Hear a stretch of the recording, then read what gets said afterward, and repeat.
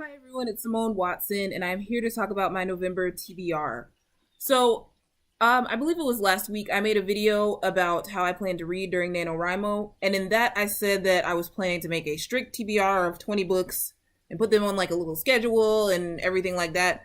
And I had my reasons for wanting to do that, but that is no longer what that's not the approach that I'm actually taking. So I did sort of change my mind about that. So here I have a list. These are books that I want to read. Some of them, are designated for certain challenges and certain readathons. But yeah, I think I'm going to be more relaxed about it than I thought I was going to be. So I'm not really scheduling. Oh, I have to read this book at this time and this and this and etc. We're just like we'll see what happens, I guess. So first, I have All the Wind in the World by Samantha Mabry. This is a book that was longlisted for the National Book Award, but it is not a finalist. But that's why I heard of it, was because of that long list. And then I heard of it like once or twice more. And I just had this feeling that's like, I really think I should buy this book, like, or read it or something. And so I decided to buy it because I found it for a really good price on Amazon. And other than the 1 cent samplers and like the free books on Google Play, I have only bought one other book this year. So this is just really exciting for me. It's like a little, kind of like a gift for myself. And it should be here hopefully today or tomorrow or soon. Next we have The Leavers by Lisa Ko. This one is a National Book Award finalist this year. It's about a mother and a son who are Chinese immigrants, and I believe the mother disappears. Or like she goes like in the nail salon, I think it says. She goes to the nail salon and she doesn't come back. And so yeah, that was on my Feel Your Brain Readathon TBR, but it was not available at the library or like on the Libby app at that time, and now I do have it on the Libby app. Next, I have Almost Missed You by Jessica Strasser. This is one of 2 books that I might pick up today when I read, because I haven't read yet today. Almost Missed You is about a married couple. They go on vacation with their son, and then the husband takes their son and leaves. He just like disappears.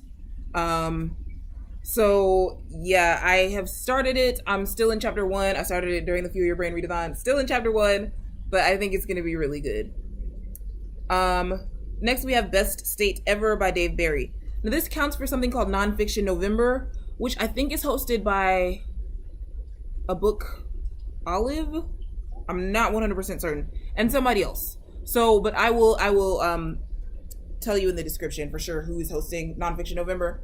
But one of the themes there is home, and Best State Ever is a book about Florida, which is my home state, and it's by Dave Barry, who I really like. I think he's like a hilarious nonfiction writer, and there are definitely advantages and disadvantages living in Florida, but I love it, and I think it's gonna be a really funny book. Then we have Salvage the Bones by Jesmyn Ward. This is another book with National Book Award connections. This one I think won the National Book Award. I forgot what year, but the author also, her most recent book I think is a finalist this year. So her most recent book is Sing Unburied Sing. But this one is Salvage the Bones. It's about a family preparing for Hurricane Katrina, a very poor family trying to prepare for Hurricane Katrina.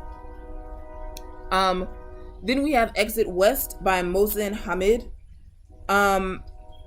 This I'm pretty sure has to do with refugees. Part of the reason I picked it out is because of something called Read a Theme, where they're like every month there's a couple days where people read from a certain theme, and the theme for this month is refugees. And this is a book that I've wanted to read for a little while. It also counts for Borrow-a-thon, which is a library themed readathon, because it's a 2017 release and it's one that I saw in someone's library hall. So yeah, Exit West. I know it has to do with refugees and it might have romance in it. I think it has some romance. Then we have The Pursuit of God by A.W. Tozer. This is a book from the 19th century, so it is now public domain, and I found it on Project Gutenberg. It's pretty short. I believe it's like 30,000 words, so yeah, pretty short, and it is a nonfiction, also for Nonfiction November. It counts for the theme of love. And it's about pursuing God. It's about living as a Christian and yeah, living after God and like yeah, pursuing God is just like I guess the best way to say it. So the pursuit of God, that's what it's called. So it's gonna be really yeah. I think that should be a good book. Lots of people talked about A.W. Tozer when I was in ministry training, and they seem to have great admiration for him. For him as a leader and writer. Then we have Erasing Memory by Scott Thornley. This I don't know very much about it, but it is a mystery, and I got it from NetGalley.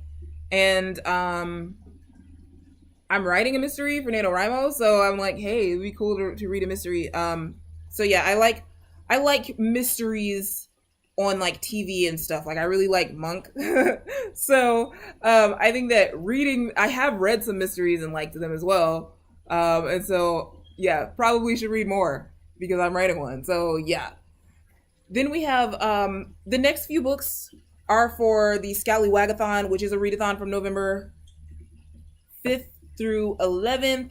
It is hosted by Allie from Hardback Hoarder, who's like one of my recent like favorite booktubers to watch, and it's hosted by someone else too, and I can't quite remember. So I'm sorry, but yeah, Scallywagathon, the pirate themed readathon. So okay. So the first one I have is The Siren by Kira Cass. This is for the challenge. There's a whole like treasure map of challenges, and you kind of pick 4 in a path. This is for the challenge of a book about mermaids or sirens. My NaNoWriMo novel is about a mermaid, so I was like, I should read something about mermaids. Like that would be fun. Mermaids or sirens. So yeah, The Siren by Kira Cass. I read the first 3 selection books, and I really enjoyed them. I've heard mixed things about this one, but I'm curious. I want to see, what the book is like. So that should be fun. Next, the next challenge in Scallywagathon that I've gone with is a book with a skull on the cover. So I have 2 options for that. The primary option is What the Bleep Is That by John Joseph Adams. It's funny because for like What the Bleep, they've spelled it as like hashtag @ ampersand, like it's a bunch of symbols, so that's pretty funny. And that line, like it's an anthology where that line is in every one of the stories, I think. And I think they're all speculative fiction. Since there's a skull on the cover, they might be some kind of horror. I'm not sure. But I think that this is going to be like a fun short story collection to read. But I have a second option for that challenge, and that is Eggnog Murder by Leslie Meyer, which shows a little cup of eggnog with a skull on it. And yeah, this one is also a mystery, so it would help for that purpose as well. Then we have the challenge. Oh, we have the challenge of reading a standalone. Many of the books I've mentioned might work for that, so I don't know which one I'm going to read for that specific challenge yet. And then there's the challenge of reading something from your owned TBR. And so what I probably will pick up for that is If Beale Street Could Talk by James Baldwin. I don't technically own this, my dad does, but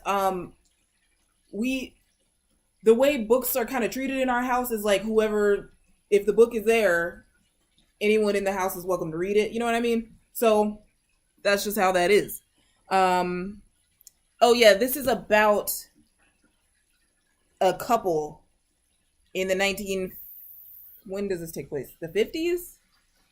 The 60s? I'm not sure. But they're a young couple, and the boyfriend, or maybe they're engaged. I don't know. But the guy is in jail. And some stuff happens. So yeah. Then we have The French Girl by Lexi Elliott. This is a thriller that was on my Spookathon TBR, and I did not get to it. It is about a group of college friends who go on vacation to like a house, and they meet this French woman, and I guess something bad happens, and then years later, this woman is found dead. And I'm not fully sure how this connection, works. If like, did they kill her, or like, what's up with this? I don't know. But it's pretty interesting. I've read the first like couple pages.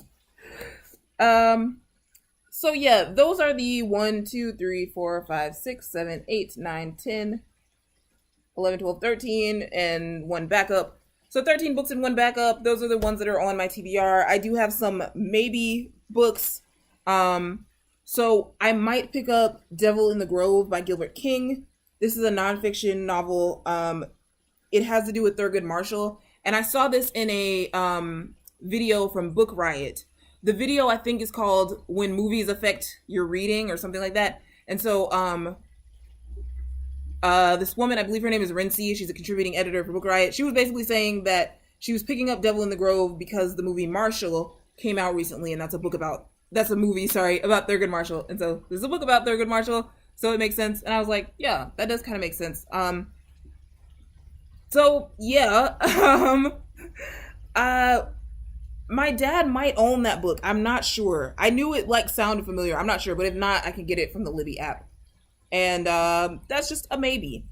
I also might read something about World War II because my NaNoWriMo novel takes place during World War II, so now you guys have a few clues. I mean, not during World War II. It takes place like right after World War II. So one book I've picked out is An Army at Dawn: The War in North Africa, 1942 to 1943 by Rick Atkinson. So that's one that I might pick up. I saw it on the Libby app, and yeah, it might work. And finally, I have American Pain by John Temple. It has to do with pain medicine, and like the way that I guess people in our country, I don't know how to explain it, but like the way that became what it is in our country, so to speak. And it is a nonfiction. And so for Nonfiction November, that could count toward the challenge of substance. Yeah. And because there are 4 challenges: home, substance, scholarship, and love, I think. And I actually forgot one on my main TBR, so I'm sorry. The one I forgot on my main TBR is Between the World and Me by Ta-Nehisi Coates. This, I believe, has won some kind of prestigious award. I can't remember if it's a National Book Award or something different. But yeah, I'm just really excited to pick this up. It has to do with what it is like to be Black in the United States. So today when I read, I'm probably either going to pick up Between the World and Me or Almost Missed You. Okay, so there we have it. There is my TBR for the month of November. I'm not saying that I'm going to strictly stick to it or it's not going to change. I haven't even accounted for, every readathon that I might participate in. Like, I haven't even accounted for Tome Topple, which I might participate in. And then I'll just pick up a really long book. I don't know. But yeah, so that's what I have so far. So please let me know if any of these books interest you or if you have read them and what you thought. And yeah, I'll see you guys really soon when I do a writing update. Bye.